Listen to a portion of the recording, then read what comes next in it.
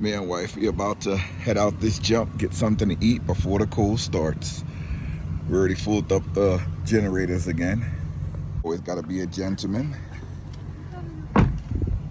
Welcome back, guys. Remember to like, comment, and subscribe. Let me turn the air down in here just a little bit while I'm talking. Man, this is gonna be a cold one. It's gonna be negative 18 degrees Celsius. That is cold. That's about -2 in Fahrenheit. But wow, this is the coldest it's been all year. The year just started. I believe we got down to about -28, but it's gonna be -18 degrees Celsius. Last year went down to about -28. That's about -10 degrees in Fahrenheit. That's gonna be a cold one. Let's go get something to eat.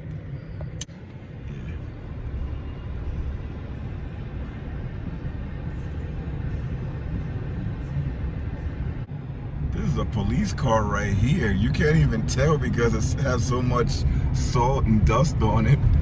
But as I pulled up to the side, I saw it was a police car. I mean, you can tell from the roof of the car, everything that's on the top, but wow. All right, this is where we headed. We made it over here to this Perkins. We're gonna see what this is about. We ate here before, we know what it's about, but we wanna see if it still holds up to be in one of the best places over here in this area, this Pocono Pines area. Hopefully it's good. We're gonna get a two platters out of here and let's see how it tastes. Let's get up in this jump right here. That was quick, coming out of that jump. Got to get me one of these chocolate chip cookies here. See how it tastes.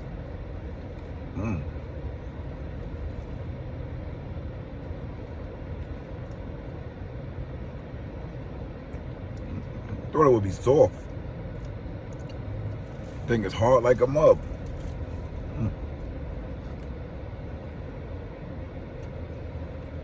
It's not bad, just hard. I was hoping it would be a little warm and soft being that it's early. But it's hard. Wifey's got the sausage biscuit there. We also got the eggs and the breakfast potatoes. They have nice serve sizes here. This is what I'm working with right here. Little bit of eggs. I think it's called a granny omelet with breakfast potatoes. All right, let me see how this is coming out here. You get a little bit of egg. And give me some of that egg. Get a little bit of potato.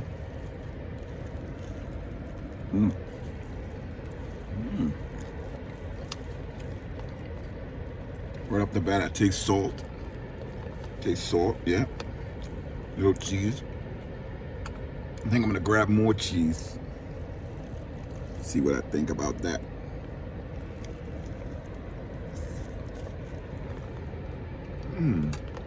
Not good. Also came with a side of pancakes. This is what the pancakes looking like. I just called them potatoes. They look dry ass like potatoes, but let's put some syrup and some of the spread on them. All right, this is the syrup going on. Let's see how this is. Let me see how this cut up. Hopefully they're not rubbery, but they're not breaking apart like traditional buttermilk pancakes. I'm guessing if you get there and you're eating inside, it'll be a little fresher, or look a little fresher.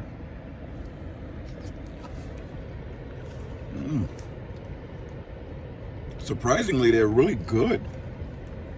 It's not hot, but it's really good. I'm going for another bite.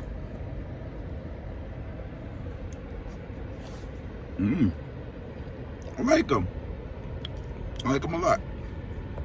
Right, the food was not bad. It wasn't warm, it wasn't hot. It probably was sitting there for a while because I did order and it took about 20 minutes to get here. I ordered it over the phone and I walked in and got it. So I'll give them a pass on that. It was actually tasty, wasn't a big portion. And me and my wife got food, breakfast, and a dessert. And it came out to $39.99. It was pretty cool. I just gave them a 40. and 220s. And that was all $39.99 for 2 platters. The prices are reasonable. The portions were good. The restaurant is clean. Would I come back again? Yes, I will. What do you think, Pet? You want to come on camera or are you still eating? She's like, I'm still eating. Don't put me on camera. I'm not going to put you on camera. We're off to the post office now. Got to get all these things done before the storm comes in. The storm is coming. There's no doubt about it. People are thinking, oh no, the storm is not coming. The storm is coming. And this is like, it's your time. Because it's been some time now. You sleeping back there? It's been some time now that we haven't had a big storm here. We've had little minor storms where you got like 5 inches of snow, 10 inches of snow, but this time it looks like there's gonna be 1.5 to 2 feet of snow, and it's all gonna come in like a day and a half. So I already see a lot of the trucks out here with the plows attached. They're getting ready. And all the forecast is leading to a northeast storm all along that 95 corridor for the northeast. Boston, New York, New Jersey, Pennsylvania, they're all gonna get slammed. There's one of the trucks up here. You see them all over the place with the plows on. The snow is not coming to this area for another day or so. May come tonight, but I'm giving it another day before any measurable amount of snow comes. But you already have the trucks with the plows on it, and there's already snow on the ground. We might as well fill this car up too. The tank is almost empty, so we might as well get some gas, fill this back up, just in case the storm is terrible and we need to flee. At least we'll have a full tank of gas to flee with both cars.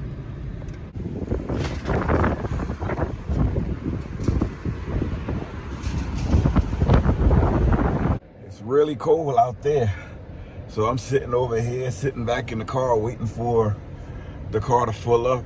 So we have the Kia full with gas. We did that this morning when I filled up the generators and the gas containers. We have this car is going to be filled up and the motorhome is filled up. You never know when you have like situations like this. I make sure everything is full. I make sure we have food and make sure we have everything. And just in case of an emergency, if we need to flee, we can flee. Also clear the drive and everything. But thank God I'm retired this time, because I can just imagine with this type of alerts coming in and I was at work, they wouldn't let you leave. Or they wouldn't let you take off. They say make your way in. There's no excuses. You have to get into work. So thank God I'm retired this year. And a storm like this happens and the kids are big, so I'm not shoveling all alone, me and my wife. I'm usually out with the kids and we're all shoveling, and it takes no time. We just have to stay ahead of the storm while we're shoveling. That way, that we may have to go out like 2 or 3 times, maybe 4 times. That way we're not just shoveling 2 feet of snow. That's horrible. You have to stay ahead of it and just keep shoveling it. Let's see how much the gas got.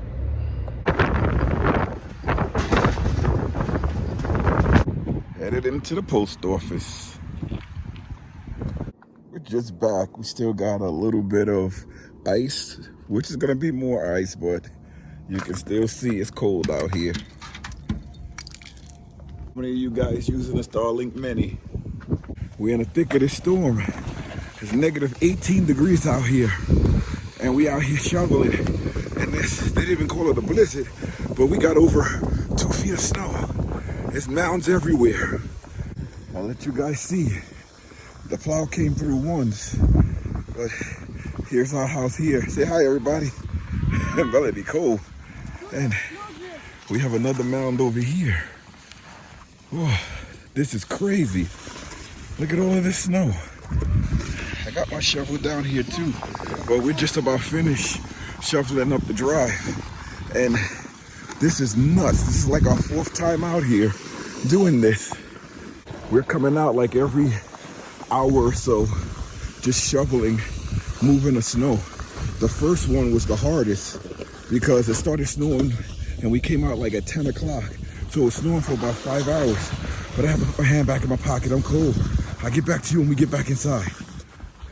There's the car, the RV. Look how big this mountain got. Look at Charisma's here. Ooh. These things are huge. Look at that. This here is the 147-foot cable from Stargear. I love using Stargear products because everything that they send comes in quality. Nice quality box, nice design, and the packaging is also really, very nice. So let's take a look, closer look at this Stargear 147-foot cable. Here's the cable all wrapped up. It even gives you these nice, what is this called?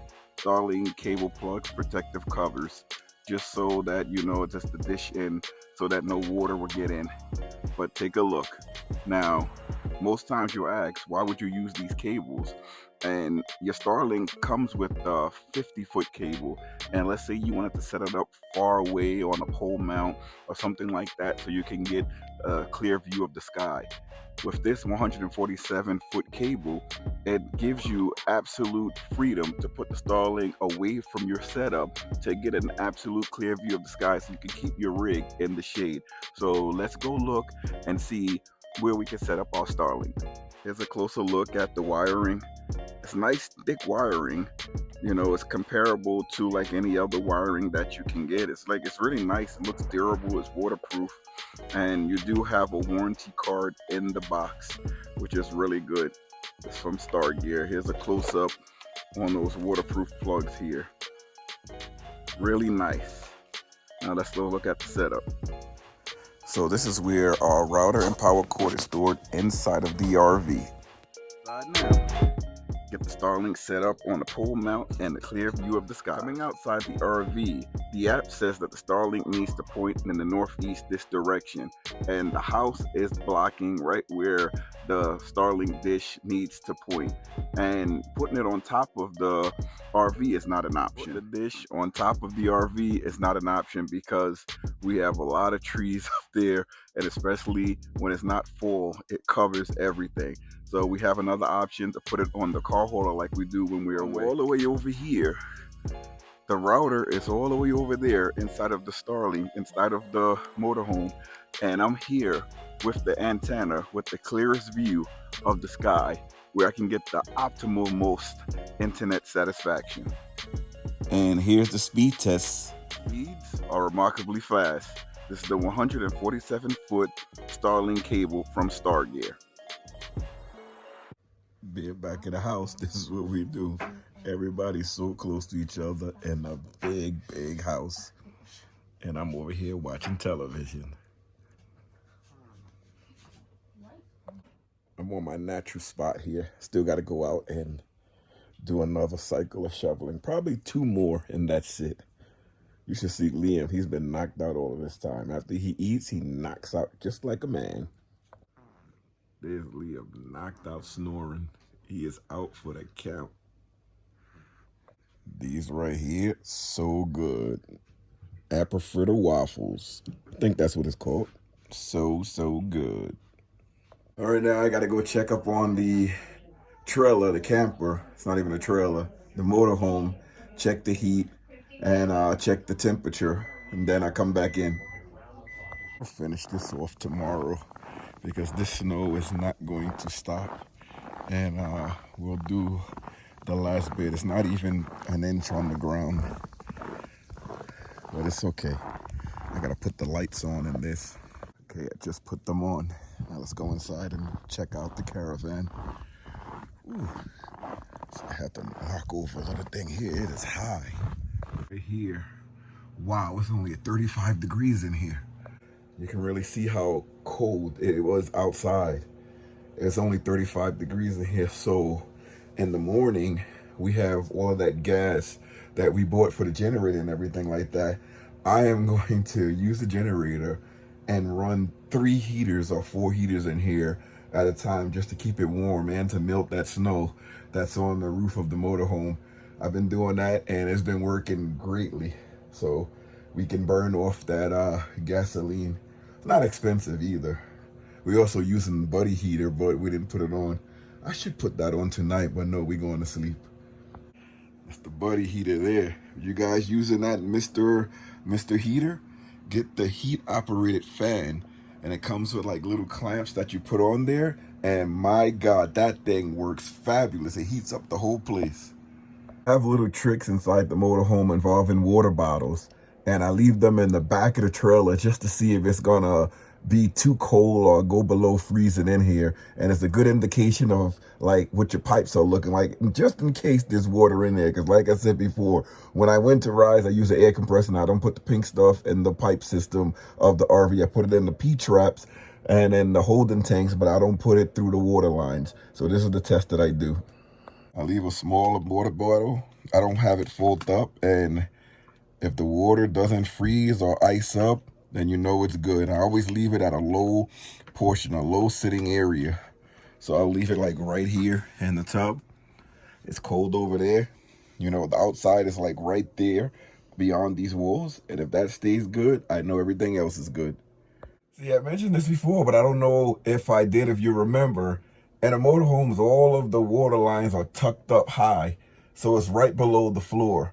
So anything that's like, if you have your floor heated or you keep your motorhome, and you can come in here and it's 35 degrees, but my hands are not cold, you know. I'm blowing and you don't see any like the vaporations coming out, you're good. So I'm just keeping the motorhome just like that. Yes, I do put the heat on. Yes, I know, but that's just me. I'm retired, so that's why I do it. Starlink is still ripping. I always come in here and test it, and I'll cut on TVs and everything like that just to see how the Starlink is doing, and it's still ripping, so that's pretty cool.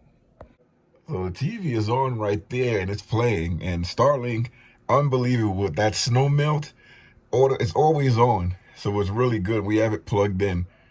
It's the router there on the wall. I use like this Velcro tape, and that thing is like stuck there. It's been there for years. And like I said, I test these out all of the time. And this is attached to the Starlink. This is one of those Roku TVs. And look how good it's playing. Wow, that's great. And that's my video, by the way. No copyright, no copyright. See, that's me. It's pretty cool. All right, guys, that's going to be a wrap for this video. Went over a couple of days. If you guys want to see what it looks like outside during the daytime, check out the next video that's going to be coming out, because it's going to be a continuation of this one, the daytime cleanup after that big storm. And guess what? There are more storms coming. So I hope overnight the plow doesn't go by and block us in like they did before. We had everything cleared, and the plow went by and blocked us in. I'm like, oh my God, and it's deep snow. So I cleared it as much as I can, but I'm prepared for tomorrow if we have to clear it again. Me and the kids, we did a good job. Thank God they're big now, because they out here with me. I'm not doing the whole thing by myself, and that is such a blessing. It takes a fraction of the time, and we do it in intervals, like the different repetitions. We just go out, do it a little bit through this whole storm. We have over 2 feet, and for the whole storm, we went out after like the first 5 hours. And that was the most snow that we had to clear. And then every hour after that, or 2 hours after that, we cleared it again until it starts to taper off, like now, where we're going to get another 1 to maybe 3 inches overnight. And we'll clear that in the morning when we wake up. Kids don't have school tomorrow. They got snow days. We're so happy. I'm here in New York. They have, what is that, a virtual day.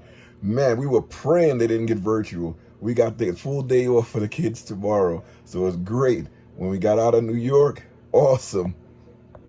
Thanks for watching, everybody. I'll see you guys in the next video. Make sure you like, comment, and subscribe. I'm going to leave you with a view of the Starlink router, the look of the motorhome, and probably outside.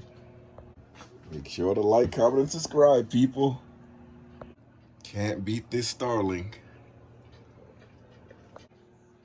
Zoom, zoom, zoom, zoom, zoom. I don't know if you guys can see that. Snow's still coming down, but it's a lot. Here are my footprints. There's one. It's not that much. And can you believe we have another Starlink under there? This is the driveway. This is our walkway to the house. I'll let you guys see it in the morning. This is the poor Chevy.